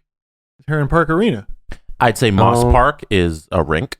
It's an arena, though. They say Mars Park Arena. I guess you're right. But if you're like, I'm going to the rink and it's Moss Park, is that? I don't think that's wrong, but I think people use that as a. You're right. I think it's a roof. I think, man, you're right. The arena has a rink in it. That's how I look at it. I don't know. I think you say rink as like a jocular term, right? You're just joking around. It's not a. I don't think so. Yeah, I think rink is actually an outdoor thing. Skating rink. It's always outdoor. I'm agreeing with you, by the way. Yeah, it's when I go to a Leaf game, I walk into the arena, and then I slowly walk down towards the rink. Yeah, but that's not what the question is. The arena, no, it's a roof. It's a roof. Yeah, it's a roof. Yeah. Or if you're in Etobicoke, it's an iceplex. Ooh. Or in Burlington, where they have those really nice arenas. All the Toronto ones apparently were built in 1967 for Expo 67. They haven't been updated since. There's no room. Yeah. And then, well, no, but you could just update what's there. But in like Burlington and stuff like that, they have these multi-pad arenas that are literally like walking into an NHL style arena, and you go, oh my God, look at this. NHL style rink. Fair enough. How dare I? Fair enough. I mean, they're nicer than what the Leafs practice in, a lot of those arenas. And we call it a practice rink, but it's in an arena. Plex. Because the rink is inside. The rink is the rink. Yeah. But if it's just a rink, then it's outside. But if there's an arena around the rink, then it's an arena. So if I tell you I'm going to the rink, it has to be an outdoor skating rink. But if we're inside the arena, you could say I'm going to ice rink 2, because there's like 6 of them. Then it... But if I'm going to somewhere indoor, I'm not going to the rink. The building is not the rink. Yeah. The building is, you could call it that and I would know what you mean. Yeah. Yeah. We're not talking about that. Yeah. Like, you know what I mean if I say anything. If you're in the arena, the rink, like, you'd still have an ice rink in the Scotiabank Arena. I would never say I'm 5 feet up from the rink. I would say I'm 5 feet up from the ice. But it's a rink. Okay. Mm-hmm. You ever say a word enough that you... Rink seems weird to me now. I don't like it. We should change the name of it. What about pad? Ice pad. Some of them do say that. Not also uncomfortable with me, but we can figure out. How many different words are there for a hockey rink? Ice pad. Rink. Arena. Stop Rink. saying it. I hate it. It's a terrible word. It is. Rink. Rinky dink. Rinky dink. What age are your children going to start playing hockey? No. 4 months ago. On ice. I'm going to teach Everly to skate this winter because she can walk now. I know a lot of people do that before they can walk or whatever, but I'm not a crazy person.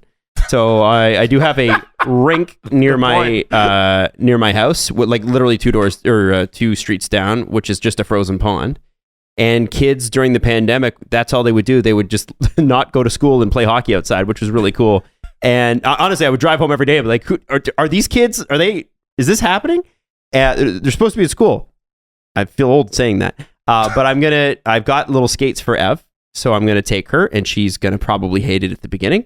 Mm-hmm. Although maybe she'll like it. And we're going to skate without sticks and stuff. And then eventually we'll get there. But I want to go skating at least once a week if I can. I saw someone, did you have a Jolly Jumper? Yes. Okay. So for those of you who don't know, it's sort of like the seat of a swing, but you got to strap your kid in so they don't fly. Yeah. And they just sort of bounce on this little bungee cord. Trampoline spaceship thing that kids bounce on. But you can take the cord attachment off. Like I would do that with Leo and just walk around the house and do curls with him, and it'd be funny. It's just like he's like a 15-pound dumbbell. It's very funny. I saw someone do that while on skates with like a 5-month-old on video. If I was there, I might have been like, I don't know. But they were doing it with a 5-month-old, and they were pretending that the 5-month-old was skating. Now that's for the parent, and the 5-month-old is getting nothing out of that. So I don't know how much I like that very much. That description of that video is more uncomfortable than Rink to me. You know, as I was saying it out loud, I'm like, it actually sounds pretty dangerous. Yeah. Would YouTube allow this? And this was a lake. Are we gonna get demonetized because of this? No. Would there be a flag from Google on the YouTube video that says this act is dangerous? No, it's just when you skate with the Jolly Jumper and a bunch of red flag emojis. It's only that sort of It's flag. only that tweet. It's only that. Leo, I want to get on the ice this winter, but like knowing full well he's not even going to be able to stand. And so is that for me or for him? Will he enjoy it? I don't know.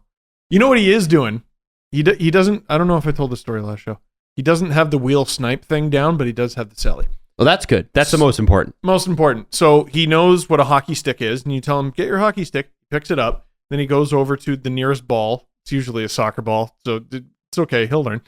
And he'll go up to it, and he'll literally just like tap it with his stick, and then he drops the stick and goes and claps for himself. He goes, hey! Oh my God. Because we applaud when he does the right thing. We're teaching him to kick and teaching him how to hit a ball. He's got one of the best laughs I've ever heard from a human being. It's a great laugh. Well, listen, today. Oh, sorry, no, please. Oh, just end it on a good note. When I see him in the morning, he goes, Dada. Aww. And folks, let me tell you. Yeah, that's pretty great. For Halloween, did I tell you this? I don't know. We were going up to houses. Heather's first Halloween because obviously last year was out. And she'd go, hi, I'm Evie. And this is Dad. I didn't tell her to. I don't know why she was doing that, but she likes to introduce. She says please and thank you. It's really nice. It's good. She earlier I said, why you got to boss people around to Everly? Or no, or are you bossing people around? And she goes, yes. So anyway, listen. Today's show is a bit up and down, but so is life, right? That's the way it's going, and we'll obviously hit some more updates for you as the thing goes on. But I do want you to check out the latest Agent Provocateur. There's a bit of a hockey escape. Some good stories with Martin Havlat and Alan Walsh, who've known each other for 20 years. Marty Havlat said, first thing that struck me about Alan is he talked a lot. And I thought that was very funny. And then, CJ show, brand new tomorrow with CJ and Julian. Julian back in Montreal, unfortunately.